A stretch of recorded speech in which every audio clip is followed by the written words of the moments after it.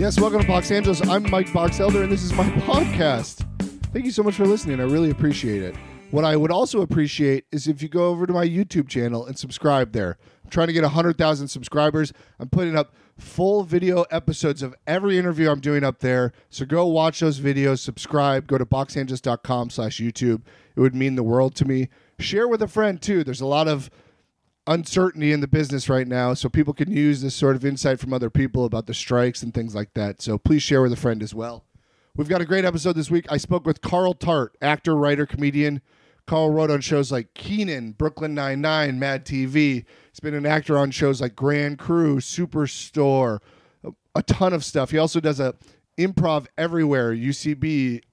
He used to do it at I.O., Dynasty Typewriter, Largo. He's on every podcast. He's a super funny dude. He actually talked about that in the interview, how podcasts and improv sort of are good for his mental health to perform. It's where he's mindful and locked in, and that was really fun to hear. He also talked about how he got his representation from a diversity showcase, how much he hates self-tapes. This is a really fun interview. You don't hear a lot of Carl outside of character, so it's good to just hear Carl be Carl and talk about his journey. Really great conversation. I love this guy. I think you're going to love him too. Without further ado, I give you... My name is Carl Tart. Hey, Carl. Hi. We've known each other for a while, or Yes. like I didn't know if you'd remember me, but... I remember you. We ran around I.O. for a while. I.O. West, the good old days. I was an intern at UCB. Yeah. On what night? Oh, let's see. I think it was Sunday nights. Yeah, so I had shitty jobs. Yes. Yeah. Yeah. I did like a month at Franklin on Sunday, and then I was there right when Sunset opened, so I moved over to Sunset. And then we would have ASCAT on Sunday nights. Yes. Yeah. So it's good to officially meet you and shake your hand and say hey, what up and chit chat. Absolutely, man. Thank you for having me. My pleasure. I want to talk to you about a lot of stuff as it relates to the creative business. Mm-hmm. I find your career to be very enviable. Enviable? Yeah, I think you've had a very steady career at a young age. And I just wanted to ask you up top, when people ask you what you do, because you're so diverse, you act, you write, you do voiceover, comedy, improv, what do you say you do? Do you say a catch-all like comedian, or is there something you enjoy more than the other things? That's a tough question, because I will admit I still get a little bit, when people who aren't in the industry, or sometimes people who are in the industry, when they ask you that and you go, well, I'm an actor, they immediately go, oh, okay, all right. So is everybody. Oh, so am I. But then you feel like an asshole when you go, no, I'm actually working. And then they go, oh, so you think you're better than me? And it's like, so I just go, I work in entertainment. I'm a writer. A writer always seems more, I guess, feasible. Like it seems more like, what's the word I'm looking for? It seems like they can go, oh, that's cool, as opposed to saying you're an actor, because everybody says they're an actor. Yeah. So I say that, but I just say, like, I work in entertainment. And if they ask, I'll say I'm an actor and a writer, and like I do comedy as well. Is there one you specifically you think of yourself more as? I'd like to be called a comedian. I've always wanted to be called a comedian. Yeah. Yeah. I think that's from a very young age, when I kind of knew this was what I wanted to do. Not in this capacity, but I was like, I want to do that. I remember when I was really, really little, and I had an older cousin who was like a sister to me, and she's like 10 years older than me, and so she would babysit, because my grandma and my aunt, her mom, would go to the casino back home in Mississippi. And they would go like pretty much overnight, or what felt like overnight. It would be nighttime when they left. I remember my grandma waking me up, and like she couldn't carry me because I was a big kid, but she would like wake me up and make me like walk out to the car, and she would drive me to my cousin's house, and my cousin would be frustrated. Like she would be at like a sleepover. Sure. And she would be mad. Like, Mom, I got to babysit. I'm at a sleepover there, because we go into the casino. Yeah. They call it the boat, because where I'm from, Biloxi, Mississippi. You're from Biloxi? I'm from Pascagoula, Mississippi. But the Biloxi is where the casinos, where it's like a 30-minute drive. And 30-minute drive. And they would go, we going to the boat. And because they're all on barges on the water. And so we go into the boat, and you knew what that meant. I mean, they was going to the casino, and they would be gone all night. My grandma would sit and play on those slots. My grandma would come back with big cups of nickels, because she played on nickel machine, and I would go in there and take the nickels and go across the street to the bank that had a vending machine in the lobby and get snacks out of the vending machine. Hilarious. But my cousin, I'm going off the rails, but my cousin, when she would babysit me, I would go over to like her friend's house where she was at having a sleepover, and they would be up in there watching like Def Comedy Jam. And I'm like, sure, 4 years old, 4, 5 years old. These are like some of my first memories. And I remember watching this show and not knowing what the hell was going on, but the energy was so electric. Yeah. And my cousins liked it. And then I might, reenact something at that age that I saw on TV, and they would love that. They would make me do it. Like when they would be all with their friends, they'd be like, "Oh, go do the thing from Comedy Jam or from Comic View or something like that." They're pimping you out. Yeah, at a young age, and all the teenagers would laugh and stuff, and I liked that feeling. So I knew then that I wanted to do that, but I was not a performative kid at the same time. So it was I was shy. I still have moments of like, I'm still not a person who like walks into a room of strangers and is like, "All right, everybody, I'm here." Like, I'm not that dude. I'm shocked by that. Yeah, a lot of people are, because they see me on stage, and I usually am over the top, and they'll be like shy. But then when people get to know me, they're like, "Oh yeah, he's not." He kind of sticks to himself. Not sticks to myself. I love my friends. I love being around my friends. And if I'm comfortable in the room, we can all get our bits on and stuff. But I was battling against that. I didn't want nobody to know that that's what I wanted to do. Oh, yeah. It was something that I kept close to the chest. Sure. That I wanted to do that. And so as I got older, I just loved it more and more and more. I watched everything comedy, anything that was funny. I watched all the sitcoms. I watched, of course, SNL and MadTV. Yep. Of course, like all that. So, and all the stand-ups. Like I watched every Premium Blend and all that stuff that used to be on Comedy Central. Yeah. Like I watched all that stuff. So you're just putting in your 10,000 hours early of research and seeing what spoke to you and what you liked and things like that. Yeah. I even went to the library and like read books on like comedy history and sure. stuff like that. But I never told people that that's what I wanted to do. So funny. And I kind of got to, I was voted like class clown in high school and stuff like that. But so I always was kind of known for being a bit of a jokester. Yeah.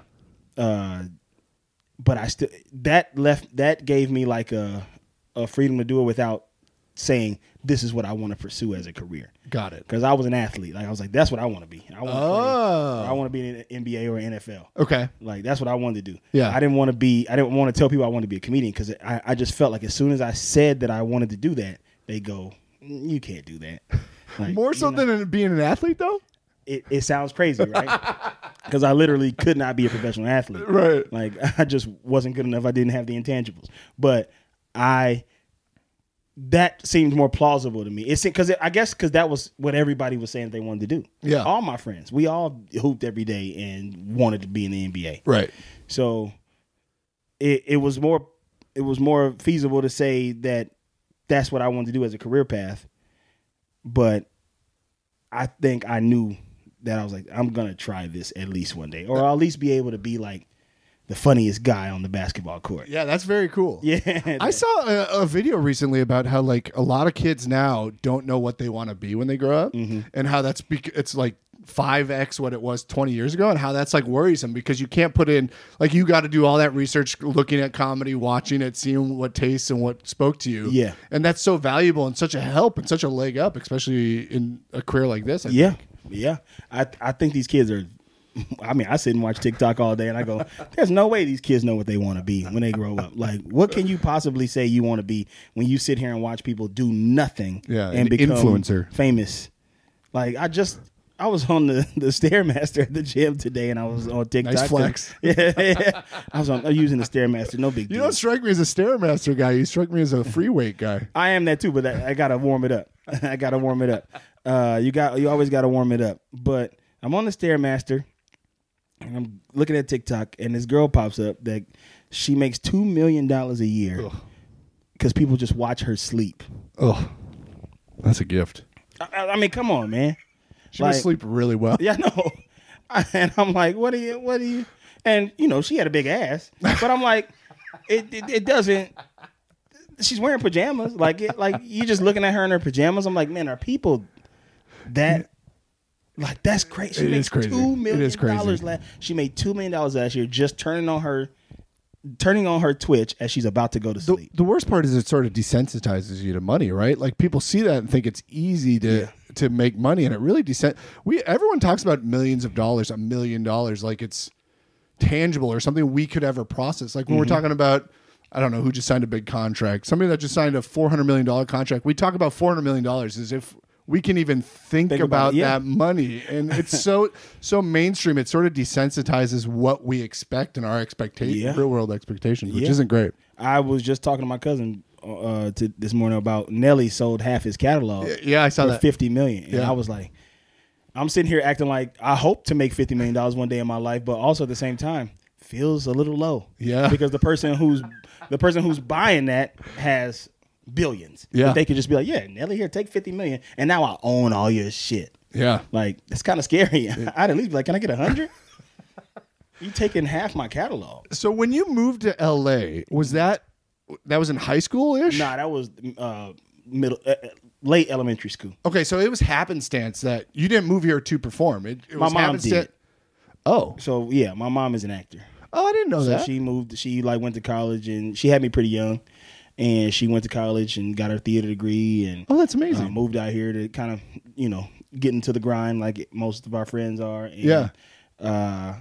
Only difference was she had a kid, and my grandma, who I was living with, she had started to show signs of like Alzheimer's. Oh. So I had to come out here with my mom at that point. I see. Yeah. And so go ahead. No, that's it. So that had to help you too then, like she could sort of show you the traps and the mistakes. And I kind of grew up in the business, but again, I saw her struggles, and we all have seen it. Like, imagine those days of where people are like, they don't have any money to do anything, and they're not keeping a regular job, or they waiting tables because they have to audition during the day or whatever. And imagine doing that with a kid, especially a kid that's like of age. Yeah. Like, I was like 8, 9 years old. Yeah. And we all resent unfortunately, we resent the actors that bring their kids to the auditions. Yeah. Because they're making noise and distracting. Yeah. And I wasn't that kid. I was always well behaved and stuff, and but it is that, like, when my mom's like, I have to bring him with me. I used to be in like casting director workshops and stuff, and I used to either sit in the car or I would go in. And I remember I always think back to the first time I ever did improv was once.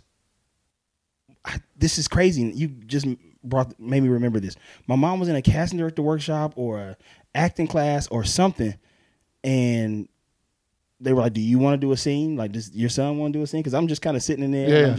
And it was like, okay, we're going to give you a scenario. And, this guy is coming up to you, and he's trying to get you to steal a bike for him. But you're like, and so it was a scene full of denials because I was just trying to like, sure. But I'm thinking back to that, and I remember everybody laughing. And also people being like, that was really good. That was so good. That's amazing. And the teacher gave me the note, like, just don't turn your back to the audience. Sure. Like, because I guess I was like Stage turning my presence, back. Yeah. Like, that was the note that I got. That's like, amazing. We can't believe that you did that. Like that, but don't turn your back to the audience. So I would be at that stuff with my mom. Yeah, you're just soaking it. You're just sponging all this stuff. And I did like background as a kid. And, when you're a kid and you do backgrounds a little bit more like featured. So I was on like Malcolm in the Middle. And the pilot of 6 Feet Under. People will be watching that show like, hey man, I was just rewatching 6 Feet Under. Funny. And there was this kid that popped up that looked like you. I don't mean to be offensive. I don't mean to be like, if that's not you, like they get scared, like that they're like, that kid looks just like you. And I go, how dare you? How dare you? But that is me. So if you're watching a pilot of 6 Feet Under, at the very last image of that episode, that little kid is me. That's awesome. Yeah. So did your mom find success? Is she working? Is she still in the business? She kind of is. She did for a while. She worked quite a bit in the 90s. Oh, good for her. And then when SAG went on strike, she was also on maternity leave with my little brother at the same time. So okay. SAG went on strike in like 2000. And it was a long strike. Yeah. I don't know if you remember that one. So we're hoping that doesn't happen again. Yeah. But SAG went on strike for a really long time, and she was also on maternity leave. And that just that was when like the landscape of TV changed, and like roles kind of disappeared for people in her demographic, like for black women. Like it was tough. It was real tough in the business, and she had lost a lot of money during that time because she wasn't really working and having my brother, and so she just had to like go get like a regular job, which bummed her out. But then she worked sporadically every now and then. And now she still works in production. She does like a lot of second team stuff and a lot of award shows and things. That's like great. That. Yeah, very cool. So she's still in the business, but it isn't the career that she necessarily wanted to have. Yeah, but unfortunately, I mean, for the majority of people that enter this business, it's not going to be the career they hope to have. So when did you then stop being like, I'm going to be an athlete, to really focusing on comedy? I went to college for 1 year to play basketball at New Mexico Highlands University. Okay. Yeah, got cut. We had a terrible season. Everybody got cut. Everybody got sent home. Oh God. Yeah. Fire sale. Yeah. For a coach got fired. The new coach came in and brought his own team. Okay. He gave us the opportunity to try out, and he was like, "Yep, no, you guys out of here." And so I was like, "Okay, I'm not in the school. Yeah. I don't want to go to college. Like, if I'm not playing, and if I get cut from this team, chances are I'm not going to play anywhere unless I go to JUCO and so in some, one horse town in the middle of Kansas or something like that and play for like a junior college and be miserable while I'm out there. Right. And then maybe I can, get an opportunity to play at a mid-major or another D2 or something like that. Like, I had to come to the realization that was over. Yeah. As much as I didn't want it to be, it was done. Yeah. And so I came back home and I kind of had like a wandering around aimlessly year. I'm doing little odd jobs, working, trying to, stay out of my mom's hair so she doesn't see me. And I started doing background again. And I was like, I kind of want to move up from this, And I'm looking at these people who are on these shows. I was working on Greek and Glee, and I'm just like, I feel like I could do this. Yeah. And how do I do it? And I started I went back to my old high school to like coach basketball and put that in quotes because I was just bored and just like, let me go. Right. Kind of fill the time. Yeah. And just kind of work out with the team, and my counselor saw me one day and was like, "Are you doing comedy yet?" And I'm like, "Huh?" And she was like, "Yeah, you were always a pain in my ass. That's what you should be doing." And I go, "What? I'm not doing that. Like, I don't." But it kept kind of popping up where people be like, "Man, you should do comedy. You should." Yeah. And people say that to you, and then when you go, "All right, you know what? I'm doing it," and they're like, "You're not funny enough to do comedy," like because they're thinking about the people at that time. It's like 2009. Like Cat Williams has got like 8 specials out that are all being bootlegged, so everybody's seeing them. Kevin Hart is like bubbling at that time, and they're like, "You're not as good as those guys." But what they don't realize is that everybody's got to start somewhere. Yeah, 100%. So I didn't tell many people. I told like 2 people that I was like, I think I'm gonna try this and start doing open mics where I could find them at like coffee shops and random comedy clubs. Comedy Store had one. Yeah, that was like at 5:00, so I didn't have to be 21 to get in or whatever. And I would do those, but I wasn't loving stand up. And somebody that was at the open mic told me like you should try improv because he was like, "You're making up everything you're saying. You don't write the jokes." That's down. funny. And I go, "No, I don't write them down because I'll write them down and then immediately go, that's not funny." Yeah, you'll second guess yourself. Yeah.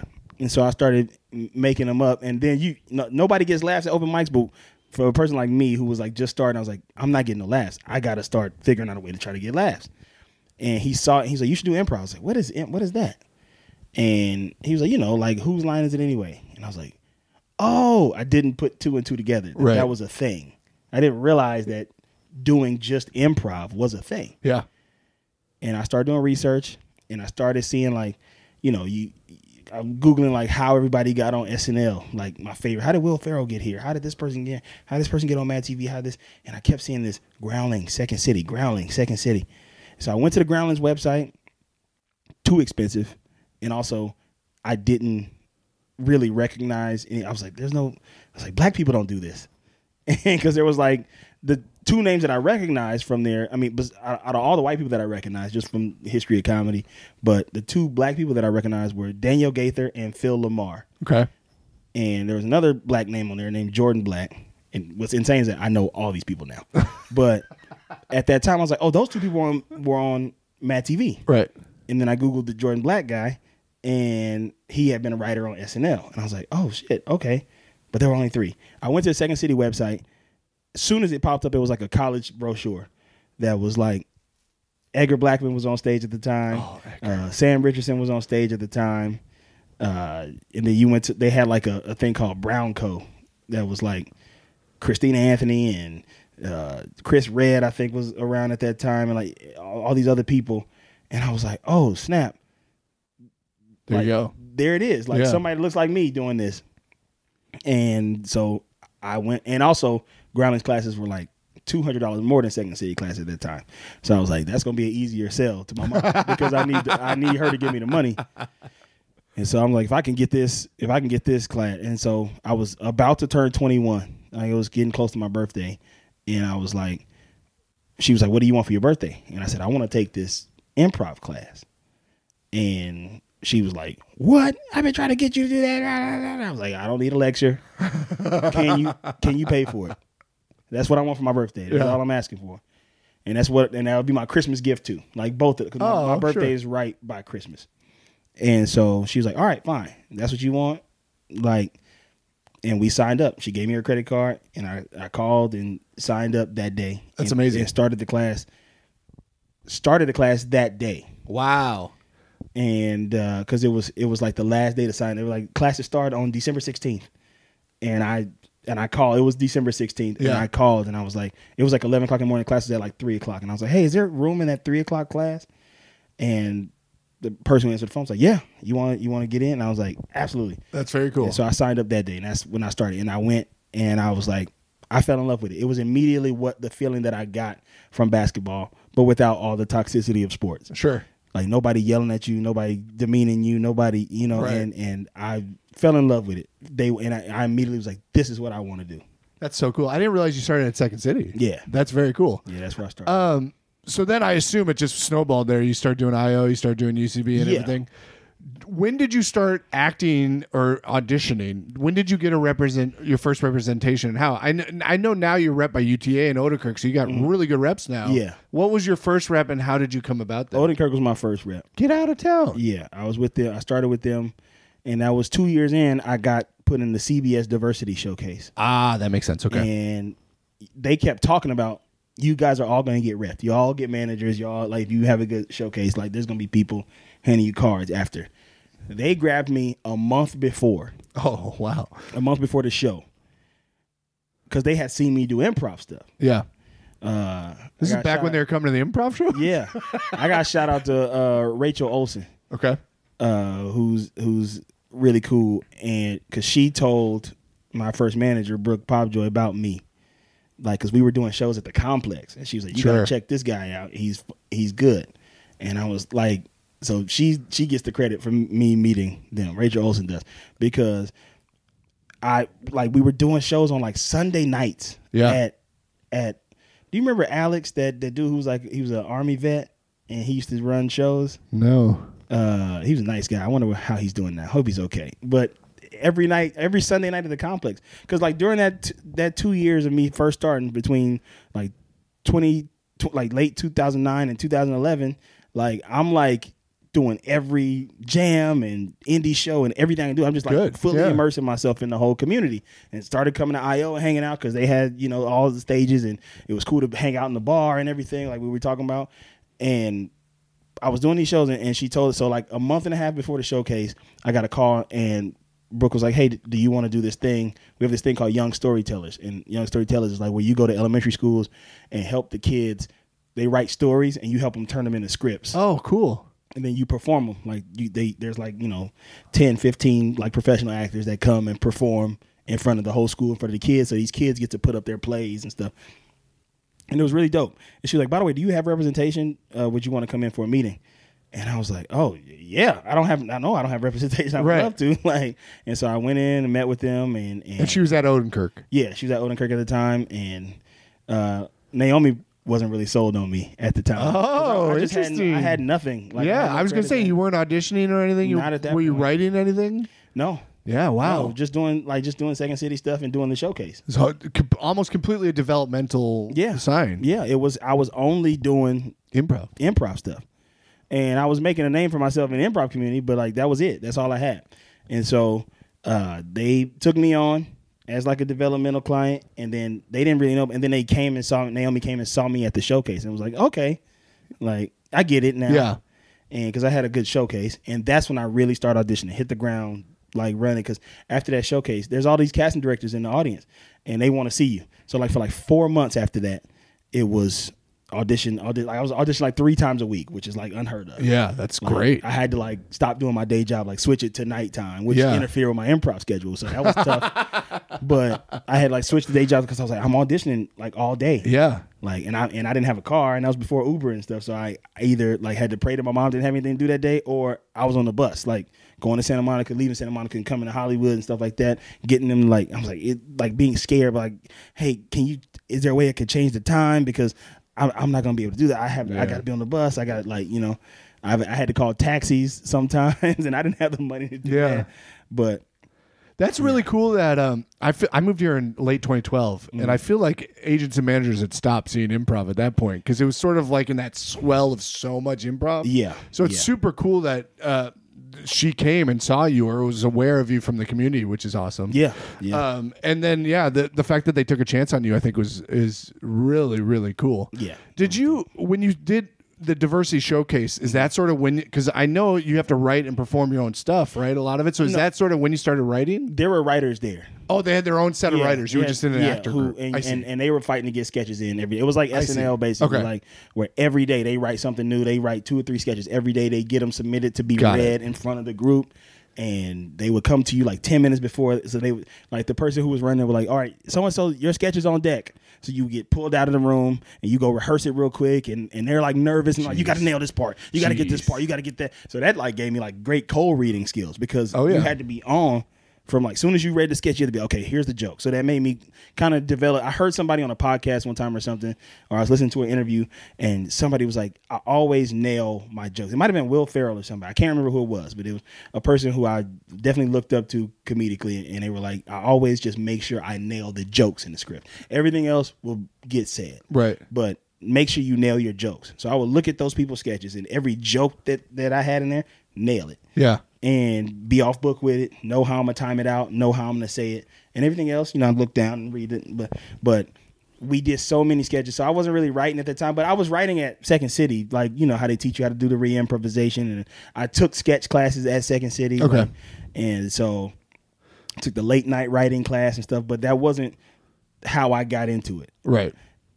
I got into it just by knowing formatting, and I auditioned for MadTV when they brought that back, and I made it to like one of the later rounds, but they didn't pick me, and I got to they asked me if I wanted to write for the show, and I submitted a sketch like packet. Oh wow. So you sort of backed into it, like you auditioned for MadTV, and they were like this, and then you quickly went back and wrote your packet. Oh, that's so cool. And then you got that right for the whole season, right? Yeah. Wow, that's very cool. Yeah, that was my first writing job, and a few months before that, my homeboy had gotten a job. He got staffed on this TV show called Survivor's Remorse. My homeboy Lamar, and so he was telling us like how much money he was making. We were like, man, maybe this. I never thought about being a writer, but that's a consistent check right now. Where it's like, you know, it was by this point I'm auditioning and I'm booking little co-stars and stuff, but that's few and far in between. I still got a job at this time. I'm a bouncer at Barney's Beanery at this time. No way. Yeah. Which one? Burbank and Pasadena. Okay. Was that your last day job? Was being a bouncer at Barney's? Yeah. This was like 2015? 2017. Oh, you were working that? Wow. Yeah. This is what, see, like, even me is shocked by that, and I shouldn't be. Like, so many people don't realize how little, as you allude to, co-stars pay. Like, especially with the writer's strike going on now, like, you, as an actor, you have to book 10 jobs in a year to survive at a minimum. Yeah. And, like, it's hard enough to book one, let alone 10. So, yeah, you were 2016, actually. You were well into your career at that point. But I was still living at home. I could not afford to not live at home. I was lucky enough I was surviving off of, so we skipped a big part, but like I went to Amsterdam for a year. To do Boom Chicago. But then when I came back from that, like I kind of hit the ground running, auditioning again, still auditioning and being a little bit more confident because I was over there and doing comedy in front of a bunch of Europeans is insane. Yeah. And it really teaches you how to command a room and command a stage. I've heard that. Yeah. Because they don't get it. They don't know what the hell you're doing. Yeah, let's talk about that real quick. So who saw you from Boom Chicago? It's that one guy, right? I can't think of his name. Brendan from Ted Lasso. Yes. Yeah. Oh, that was him, really? Yeah. Funny. I didn't put that together. Yeah. He recommended me, and then like he saw you at Second City. I just kind of around. Yeah, I think maybe UCB at that time. Okay. Did you have any hesitancy about going to Boom Chicago? Absolutely. I know a lot of people really embrace it, and it does a lot of good things, but it's also uprooting 6 months of your life while you're just starting to get the ground and just sign with a manager and stuff. It was a year. And, even more so. And I had a lot of hesitancies about it, and that's a whole different conversation. But like, definitely was ready to come home after that year.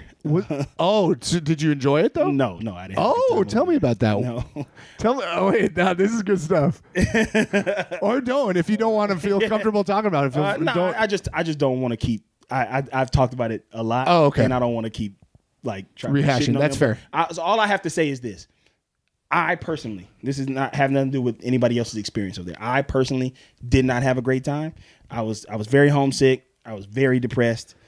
I didn't fully get along with everybody I worked with. It was a wild place to be due to other circumstances and everything. And I was just like, this is not for me. That makes sense. I was just going to reference the fact that you said you're sort of an introvert, right? Yeah. And so like going overseas for that amount of time can be so disoriented. Yeah, I'm a homebody. Yeah. Like, I like it here. Yeah, that makes sense. Patriot. Let me ask you about auditioning right away. So, and I'm going to be projecting on you here a little bit.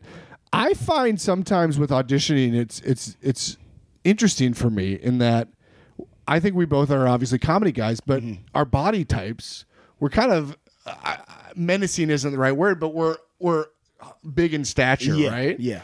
Did you find auditioning early on that you were getting more of those sort of dramatic roles? And casting was reading you wrong, or from the jump, or is it mostly comedy? It was mostly comedy from the beginning. Oh, I think it's because I was coming from Odenkirk, and they were like, "This is what known he does. as the comedy. This is what, So this is what he does. This is what he's gonna do."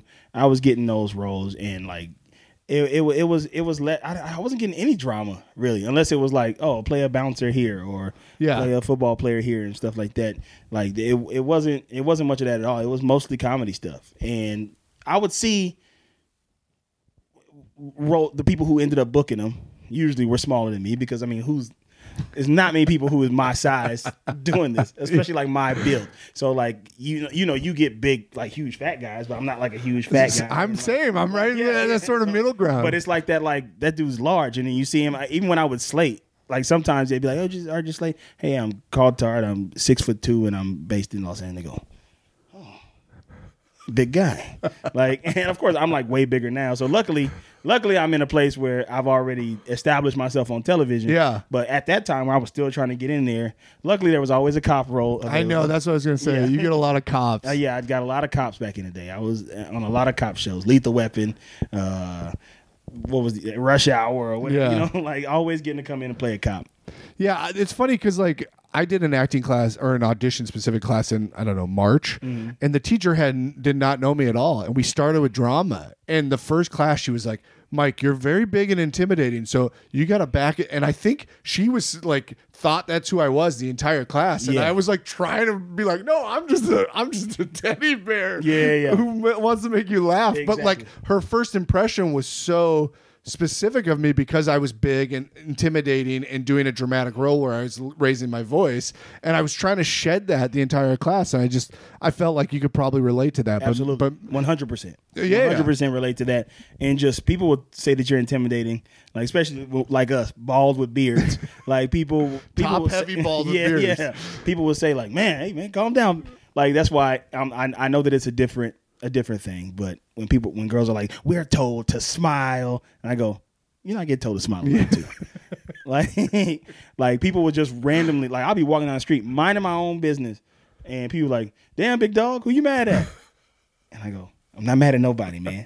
I'm just a large dude. I know people just point that out, and like, it's really weird. Yeah, it sucks. Oh man, I'm gonna get out your way. Like literally, people in the grocery store, like we'll just be on the same aisle or something. And be like, oh man, let me get out your way, big man. Oh. It's like I'm not doing nothing to you. Yeah. Like, but that's sort of the stuff we have to be aware of as actors. You know what I mean? It's like the first impression is such a big thing so as hard as that is for us to embrace, I feel like it could be good for us to be aware of that at least. But I started to kind of embrace my own style too. Like I used to be like, oh, I'm worried about wearing jewelry, or I wear a lot of hats. Like I love hats. I love collecting them. I love putting them on.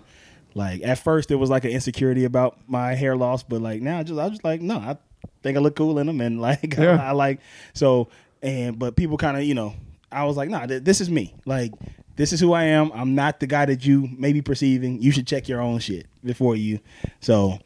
That's cool. Yeah, it was hard in the beginning, but booking cop roles and getting enough tape where people go, oh, that guy's actually kind of funny. Like that was what kind of changed the tide of that. What has been like your darkest period of time? Like how long between work or between jobs, or well, I won't bring up the thing you just brought up, but that was probably the darkest. Yeah, that like that. But was, you were. I meant like successfully wise, like because that definitely was something else that you've talked about, probably depression wise or whatever, and homesick. But like, I mean, career business wise, has there been a run where you like auditioned for a few things and didn't book anything for 6 months, and suddenly we're like, maybe I need to get another day job or anything like that? Because it's easy for somebody like me, I'm sorry to interrupt, to sit back and be like, Carl's fucking crushing it. Yeah, but of course on your side. You set a certain goal and you hit those expectations, and the bar's always moving. Right now it's pretty tough. Yeah, to be honest, because we're going through this strike, and also we got the news that my show got canceled. Yeah, I know. I'm sorry about that. Yeah, no, it's the business. We've all been told no. We've all been on. I've written on shows that have been canceled and stuff like that, but it felt different. Yeah, because that felt like, oh, okay, cool. I'm released from this. I can go back to, but definitely, I would say I left. I left Brooklyn Nine-Nine. You were writing on Brooklyn Nine-Nine. I was writing on Brooklyn Nine-Nine, and I left Brooklyn Nine-Nine June of 2018. Okay. And that experience was an interesting one. It kind of put me in a different headspace as far as being in writers' rooms. I was just like, maybe that's not for me. I've done it. I've tried it. Oh, interesting. I don't know if I want to do that again. And then the opportunity to write on Dave came up, the Lil Dicky show. Yep. And I ended up not getting that. And I was like, okay, I didn't get that job, and I thought I had good meetings for it and everything. I didn't get that job, and then the opportunity to write on Keenan came up, and I felt good about that one as well. Had a good meeting, had a fun meeting. Thought I was like in there, and that show got put on hold for like a year. Oh, sure. During that year, I booked a pilot that we shot that didn't get picked up, but because I grew up so poor, I'm fairly good with money. Yeah. So I was coasting that year, but I will say that year I was auditioning for a lot of stuff and not booking. And then I booked that pilot, and I didn't get like many co-stars that year or anything. And I didn't even realize it because I was doing so much improv, and I had like a savings that I was just kind of chilling. Yeah. And I would do like, you can always back then I would always go back to how I was making money before I got that MadTV job. It was just like, doing a video for Funny or Die, College Humor. Right. They throw me $200, $250 or whatever, and just kind of living off of that. Scrapping, yeah. But that year was tough, I would say. It didn't put me in a bad headspace necessarily because I wasn't really thinking about it because I was still being creatively fulfilled, I guess, with improv and stuff. And then I ended up booking that pilot, so that helped me out once things started to get a little wild. But after that, before I knew it, that year had gone by, and Keenan started. Right. And so I was able to join that. Right. Yeah. That makes sense. When you talk about improv, like creatively fulfilling you, how do you view podcasting and improv? Because you have a huge podcast as well, or multiple, I guess. Yeah. You're always on other people's podcasts, including mine, boxangeles.com. How do you view that? Do you view that as sort of like a hobby? Do you view it as like a sort of creative playground to like mine ideas? Or what's your approach to improv and podcasting? So I was just talking to my friend about this the other day. I didn't realize how much I took improv for granted until we lost it for those years during the pandemic. And now that it's back, and I'm back to like my old show load and stuff, I'm like having such a good time. It's the one place I can go and just like goof around my friends and while also feeling like I'm doing something that's like, you know, the audience is there, the audiences are fun. It's fun every single time. Every single time I do it, it's fun. And I love it. So it is a hobby, even though they're paying now, but it ain't paid to like, you know, it ain't live off this pay. But like, it is a hobby, but it's the most fun. It's so fun. Right. Like, and I love doing it. Like, I absolutely love it. It is a hobby, but I also look at it as work. I prioritize it for sure.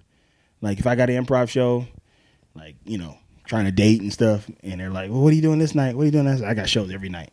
So, and I don't want you to come to the shows necessarily, or you can come to the show because, you know, I'm in a place now I've been doing it long enough now to where I'm like, I'm not embarrassed by it. Right. Like if it was, you know, 10 years ago, I'd be like, no, don't come to the show. Yeah. Like, this is for me. But like now I'm like, yeah, come to the show. There's going to be a bunch of people there. But like, but I do prioritize that. And maybe that's something I need to change. Well, to me, it sounds like it's great for your mental health. Almost, it like huge. Centers you and brings you back to why you started doing this. Yeah. I'm not thinking about nothing else when I'm on that stage, but what's going on that stage. Nothing else in life. Yeah, you're being very mindful in at that moment. Yeah. Yeah. So don't deprioritize it. It sounds like it should be prioritized. Yeah, I prioritize it because it's really good for me. So I look at it as work. I do. Podcasting as well. Sometimes I get annoyed with podcasting, honestly. Because podcast fans only know you from that, only see you as that. Oh, interesting. And so they get a little weird with sometimes in the DMs or, you know, when they're talking about you or whatever. And like sometimes it's unavoidable to not, they don't see you as human all the time. Yeah. So sometimes it's unavoidable to see something that pisses you off or bums you out. I try not to seek it out. I used to be, like years ago, I used to look at the Reddit all the time and be mad at these fucking weirdos. But now I'm like, I don't look at that stuff. I don't want to see it. I don't want to deal with it. But sometimes they'll tag you in something or DM you some wild shit and just like, okay, now you know.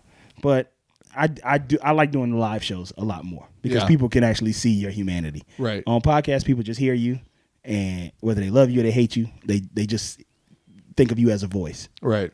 So it's like, no, I'm a real person. Yeah. Yeah. What do you think about live streaming these live shows now? Do you have an opinion on that? Like Dynasty Typewriter live streams a lot of their shows? Oh, I don't have an opinion. I don't care. No? Nah, because I don't know that it's happening. So like, well, I just like, I guess like I was talking about Stephanie Allen last week, and she was like, there's the moment, like you can't capture that sort of vibe in the room necessarily over a live stream, and it kind of takes away from it. And some people tend to like pull back a little bit when it's streamed. So I was just curious if you. Oh yeah, no, I don't think about it when they're doing it. Like I literally will forget. That is happening. Well, you're so mindful and in the moment. It sounds like improv and performing is really healthy for you. Honestly, yeah, I love it. It's like your flow state where you're just like locked in. Yeah, it's like when I was playing basketball. Like it's like that. It's like you're not thinking about nothing else. Yeah, it's muscle memory, and you're just sort of living. That's great. That's really cool. Yeah, you talked about earlier about how like you're introverted and stuff. Do you find sometimes it's hard to flip that switch then if you go from being such a homebody to showing up at stage? No, because for me, what I learned over the pandemic was I'm an introverted extrovert. Okay. So like I thrive off of people. I do. Like I'm never at home. Like I keep myself busy except for when it's time to go home and it's time to recharge, and but that's nighttime when I'm going to sleep or whatever, or on Sundays when I've had a crazy week and a fun Saturday night. It's like this Sunday I'm finna just chill. Yep. I'm finna eat something unhealthy and I'm finna like chill out. I'm finna order myself a pizza and like chill out. So it's not hard. It's more like, I think it's more in my own head because people don't see it. Like, just like you said, like, I would never guess that. People don't see it, but I see it. And I go like, oh, I just like being around people. I can be in a room.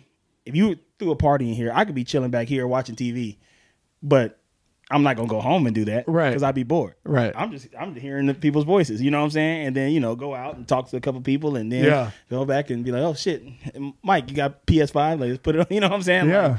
Like, I just like being around people. Like, so I don't have it ain't a switch that needs to be turned on or anything. I'm pretty the same. I do say when I'm on stage though, it gets bigger. Amped, yeah. Yeah. I think we are very similar, weirdly. Yeah.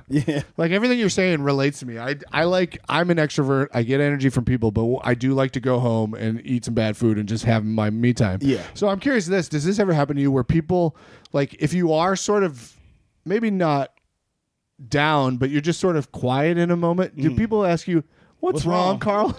I get that so much. What do you mean what's wrong with me? Nothing. I'm chilling. I'm just taking a moment not to be high energy. Yeah, I'm in my mood, man. Chill. Let me live. Happens to me all the time. Yeah. What's wrong with you, man? And it's usually somebody who don't know you. Yeah. So I get a lot of criticism because I be on my phone a lot. Addicted to it. Most of us are. Yeah. I think it's weird for the people who aren't.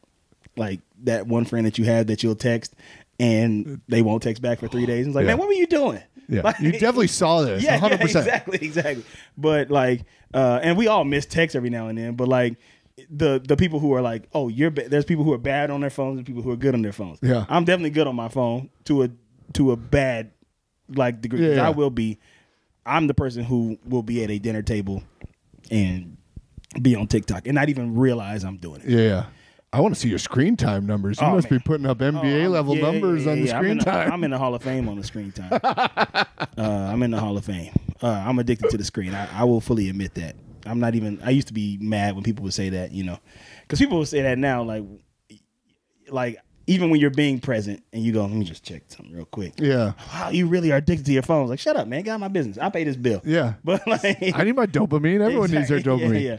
You talked about prioritizing improv. Do you sort of look at your time and manage it like at all? Like, are you trying to write a certain amount every week? Are you trying to act a certain amount every week?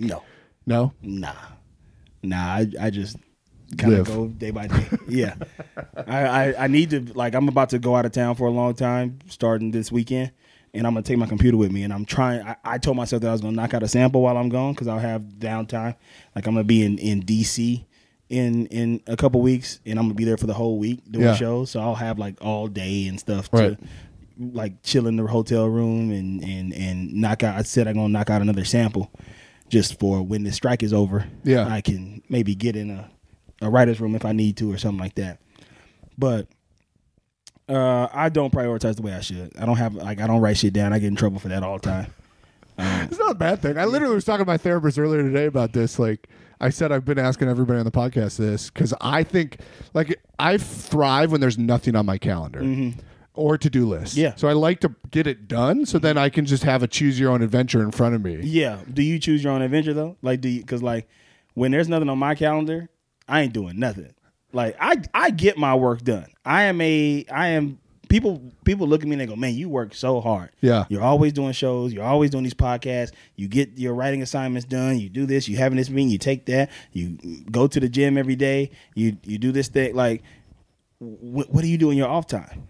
I sit on the couch and put my phone on silent and throw it across the room and watch Family Guy. But that's great. There's nothing wrong with that. It maybe only be 2.5 hours a day or 3 hours a day or whatever, but that's what I'm doing. Like, there's nothing wrong with that. I could be getting writing done during that time, but I don't feel like it. Right, but if you're doing the tasks that you're supposed to be doing and getting them done, then you're allowed to do that, right? Exactly. So that's kind of where I'm at too. I like to get it done. I like to edit my podcast, and then I'm like, okay, great, I did it. Now I have the next few days to be free and choose what I want to do. Yeah. Whether it's golf, plants. Do you write stuff down?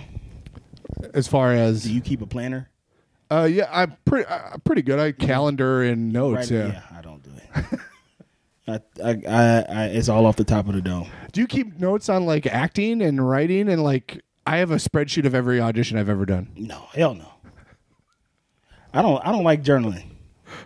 I don't like it either, but that's the only writing I do. I'm gonna start. I need to talk to my therapist about why I don't like to think about the past, even though I do. I like to think about the good times in the past. Right. But I would never keep a log of all the auditions because that's just all those no's I ever got. Like, I don't want to see that. I don't care. I mean, I'll see it when it pops up on TV and I go, oh, I'll audition for that guy. Like, well, I do it for a few reasons. One is so I know what casting directors are bringing me in. Okay, yeah. The other thing is to sort of be what we talked about earlier. See sort of what people are seeing me as, like guard, plumber, guard, sort of to embrace that and learn those pattern recognitions. Yeah. And I used to, not as much, I still do it, but every audition I try to write down something I learned from that audition. Oh. whether it's work on your eye lines or don't let a stutter slow you down or whatever. I try to learn something, and then when I vlog it, I'm sort of letting it go is sort of my... maybe I should do that. That's what they say. Journaling is you write it down and let it go. Right. But then, am I supposed to read back that? Like, I don't want to read back. I started taking a journal. My homeboy Kendall bought me a journal when I went to Amsterdam. Yeah. And I started writing it down. I went through like a hardcore breakup right before. Oh, sure. And then we still chatted for a couple months when I was over there. But then one day she just like cut me off cold turkey and like never responded again. So I like was writing about that. I'm like, I don't want to read that stuff. I don't get like, why would I want to bring up that? I've worked through that and gotten over it. And like, you know, why would I want to go back and go, oh man, that was a rough day and I was having a terrible like. That sounds like a great movie though. Fuck that. I want my movies to be funny. My journal though is more notes, like minutes of the day, and it resolves a lot of disputes I have with my friends. Like, what were we doing on this day at this time? And I was like, no, it's this, and I point to it. Oh, I just remember all that stuff. Yeah. Yeah, but everybody's memory is a little bit off. People get mad at me because mine is so good. Wow. They go, I remember this. There's certain shit that it's a really weird flex. But yeah, it's a weird flex, but it is for real. People be like, oh, I know Carl will know this. I keep a lot of information that people be like, oh, of course he remembers exactly how it is. And like, and I know that's awesome. Random facts and figures and, you know, who won this and who lost that and stuff. So it's stupid. It is a weird flex. I'm not sitting here being like, no, I'm a fucking genius. Post pandemic, you talked about improv, but like, how are you with self tapes? Are you hate them? Yeah. So are you struggling with that? What's your struggling with the self tapes? I now just go to my manager's office. I'm go, you know what? I'm just gonna come over here. Like, I got to schedule a day to, like, if it's due Wednesday at 9 a.m., I'm gonna come Tuesday and let's just knock it out. And I don't like to do it a bunch of times, and my friends get mad at me. My homeboy Peter, who's like such a dope actor and like so good at coaching and everything. Sometimes he'll be like, my man, just come over. We'll work on it. We'll run it through it a few times. I'm doing this shit twice and I'm done. I hate a self-tape. I hate it. I wish these casting directors would get back in the damn office. Like we used to complain about driving to Santa Monica for a 2:45 audition. I would kill to do that. You would kill to take the bus 90 minutes to the west side. Exactly. Because I have a level of like presence that I need y'all to like experience, and self-tape don't do that for me. Yeah, like I just can't convey. I don't know how to feed off of the energy in the room, you know, like, because there's a performative aspect to auditioning. Yeah, and when I'm doing it on camera, and I haven't been doing good with it. I haven't been booking nothing. Like the self-tapes that I've had. Well, Grand Crew, did you? That was in person. Oh, that was really? Before the pandemic, yeah. It was? Yeah. Oh, wow. When we started the process of auditioning and stuff. I see. Right before. Okay. It was February. I see. Of 2020. Got it. Yeah, it was literally a month before. Yeah. I do think you're right. There is something about that live audience. And even if they're not I point to this wall because this is my self-tape audition wall. Yeah. And I'm trying to hang it back. I'm trying to make this way better for the same reasons you're saying. So like I'm trying to make it. I just hung that up last week. I'm trying to like make it more. I use a TV dinner tray and like 4 shoe boxes. Yes, exactly. And I lean the phone right there and I just go, this is so stupid. Nobody has space. Nobody has space for this. And then they're giving you like 12 pages. Well, you're getting better auditions than me, but dude, mine are like 1 page. But it's funny. Will Hines a couple weeks ago said the same thing on the podcast. He was like, I gotta fucking destroy my apartment to set up the self-tape. It sucks, man. And you know, and like y'all ain't afraid of COVID no more enough to not go back in the office. Y'all just don't want to go back in the office. They have found that it's easier for them. And sorry to the casting directors who are listening to this. If you listen to this, yes, I'm upset. Well, I'm going to defend the casting because I've interviewed a number of them. I think a lot of it is like the production, right? So I just interviewed Gianna Butler, who did like Blackish and all that stuff. They had a lot on Fox. No, not Fox. Disney. Mm-hmm. Whatever the one is. Yeah, Disney. I think it's Disney. Burbank. Yeah. ABC Disney. Yeah. Yes, ABC. Yeah. So they had a spot. I had gone to it, but they took them out during COVID, and then they were like, "Oh, you've been fine without it. We're not going to give it back to you." And they're like not happy about that. They want a space too. Yeah. So I think a lot of them, it's not by their choice. They got to buy that office. This shit sucks. I hate self-tape so much, and I've turned down auditions that I feel bad. Like that's, you know, I don't want to, I'm not like trying to, when I do that, I'm not trying to flex status or anything. It was like, you give me 2 days to do 12 pages. That's a lot, yeah. I don't have time for this. Yeah. Like, because at least when I go into the room, I can kind of be on book. But, and they tell you now, like, it's okay. You don't have to be completely off book on your self-tape, but it doesn't look good. I've watched back at myself reading while I'm doing it. I wouldn't cast me. Right. Like, so I know that they're thinking that.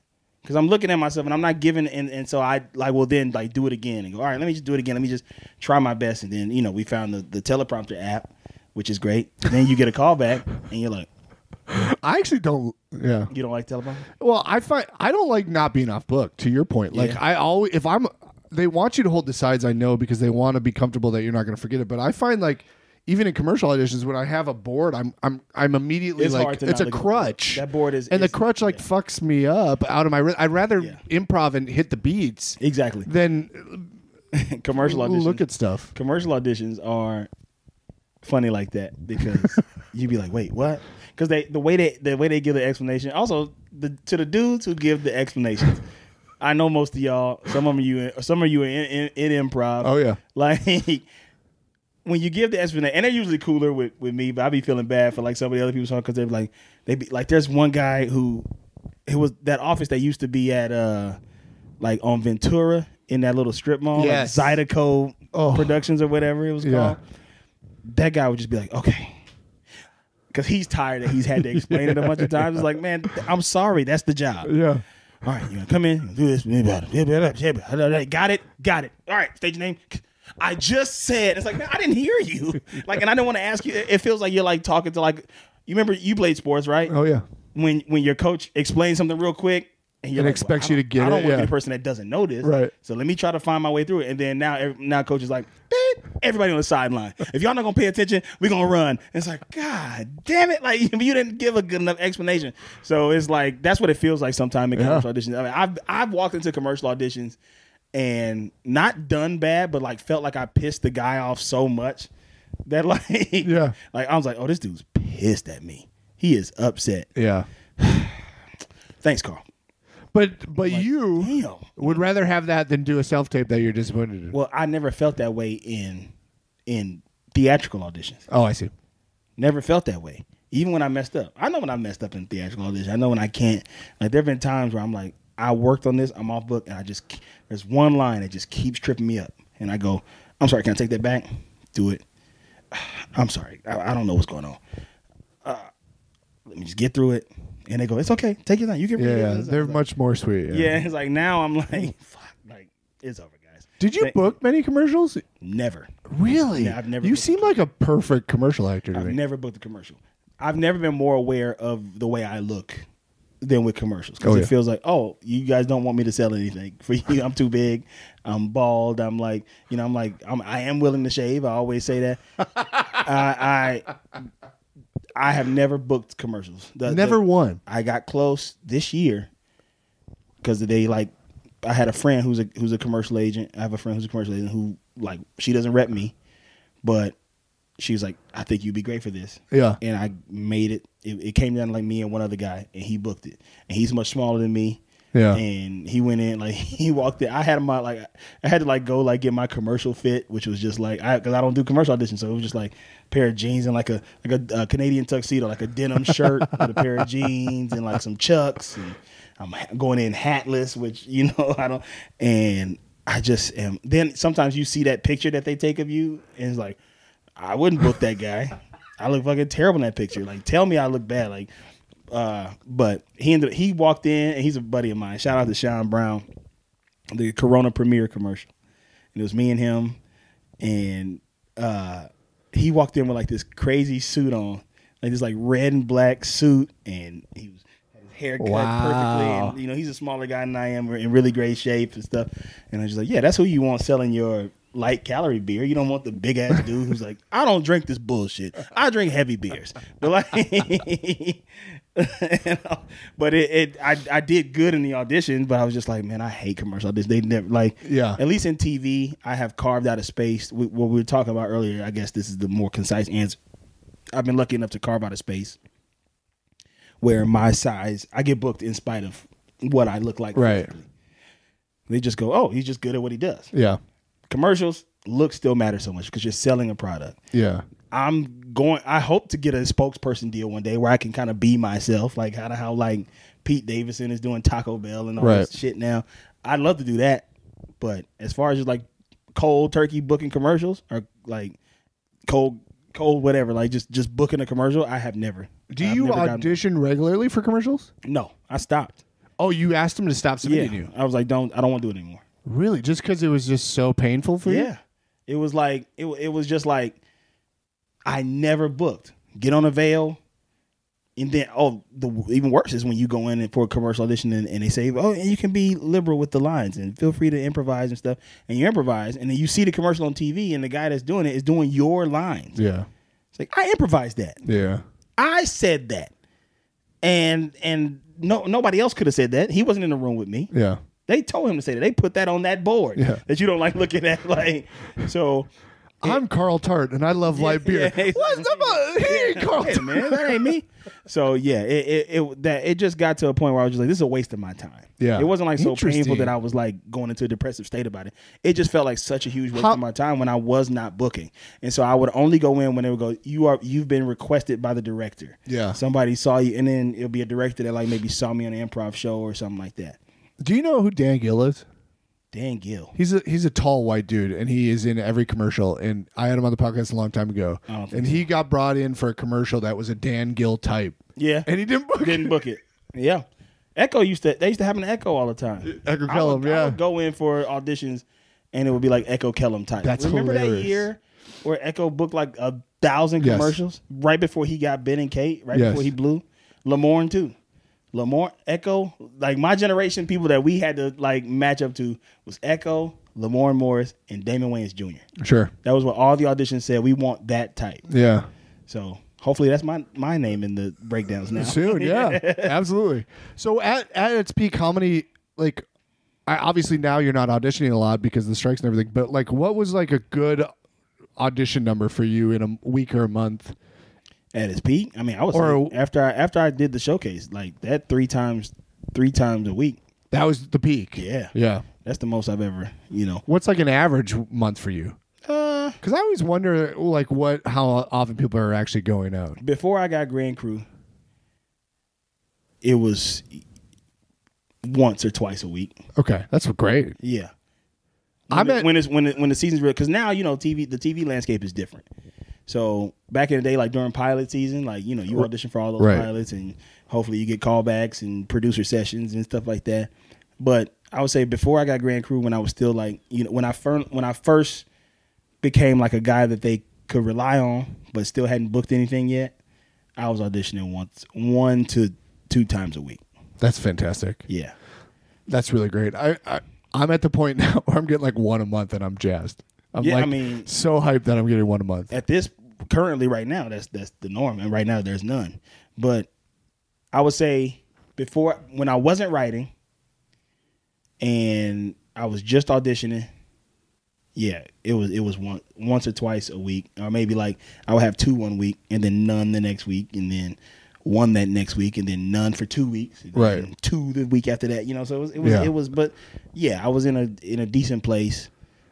But I would take myself away. You got to remember, like between September 2016 when I first got MadTV and June 2018, I was out of the audition game basically altogether because I was just staffing that whole time.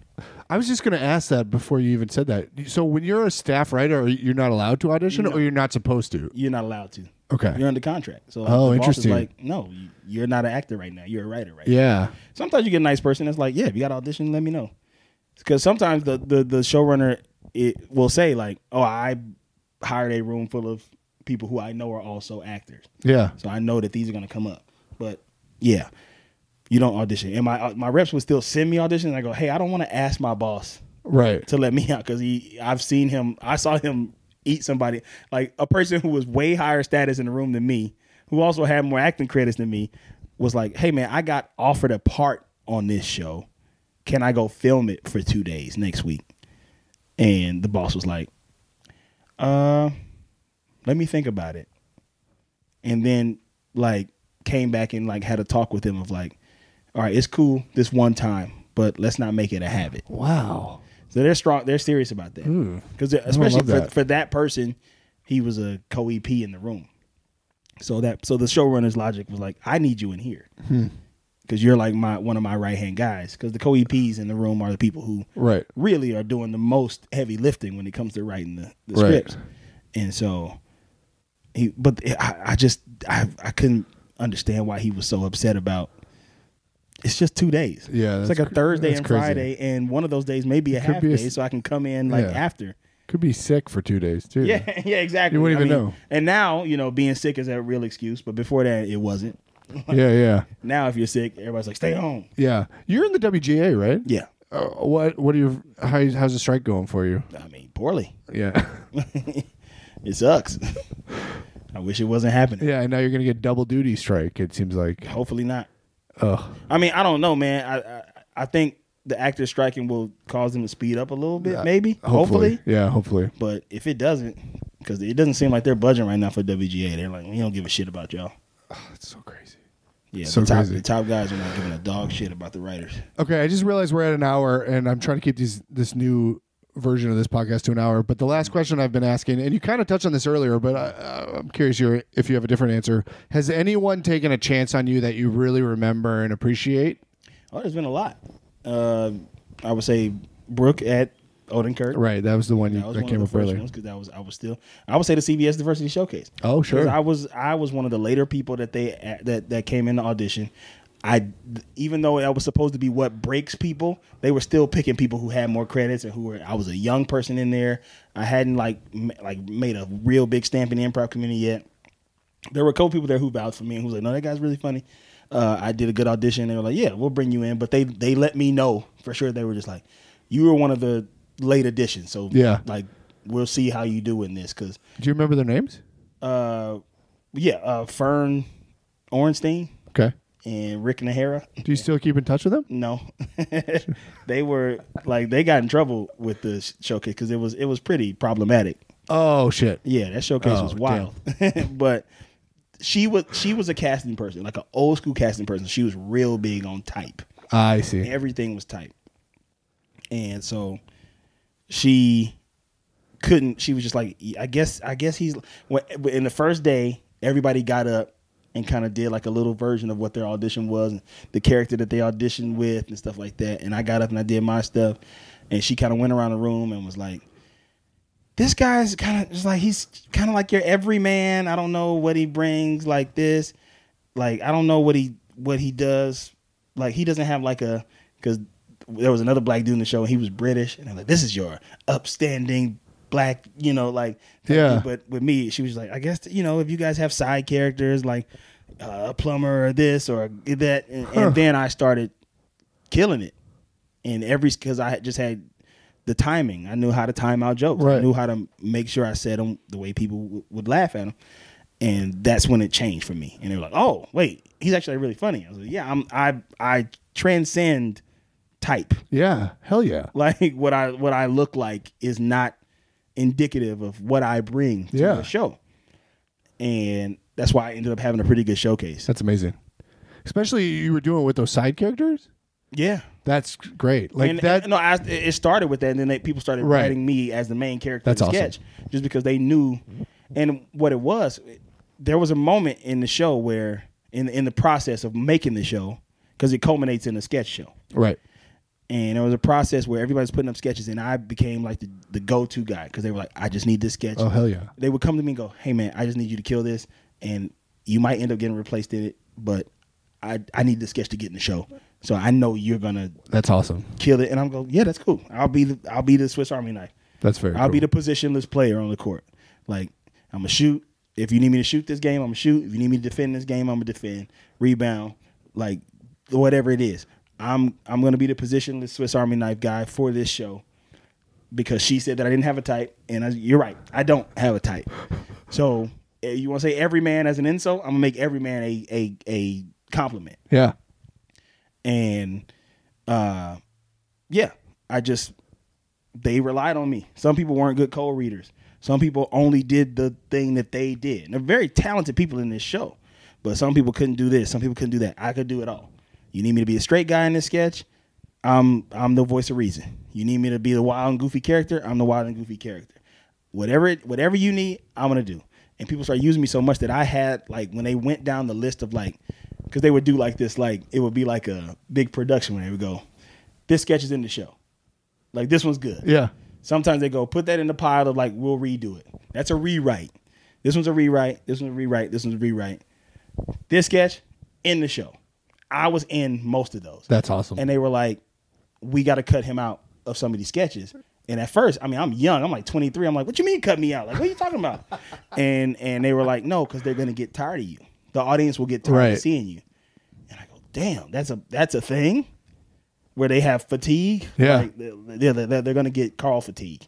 So you don't want to be in everything. You want to be in 4 bangers spread out throughout the show. Yeah. Where they're like, what happened to that guy? I want to see that guy again. I want to see that guy again. And so that's what ended up happening. I was in like 5 sketches. I opened up the show where, like, they made me rap at the beginning of the show, and I'm not a rapper. But the rap, I got to do like a little kind of stand-up bit with the rap that people liked. And then I came back like 2 sketches later and had like a small part in the sketch where I just had like 2 jokes. Off 2 sketches, came back, had one that was like my big, my coming out party sketch. Came back, did another one that was kind of focused on me. Came back, another one that I was just a side character, but had a bunch of jokes in, and that was it, the whole show. And people were like, "Man, you were so good, That's awesome." And I was like, "Oh, that's dope." So they took a chance on me, but it was a chance of them being like, "You better wow me." Yeah, and you rose to the challenge. Yeah, that's so cool. That's very cool. Yeah, I think it's anything. NBC taking a chance on me with Grand Crew at like.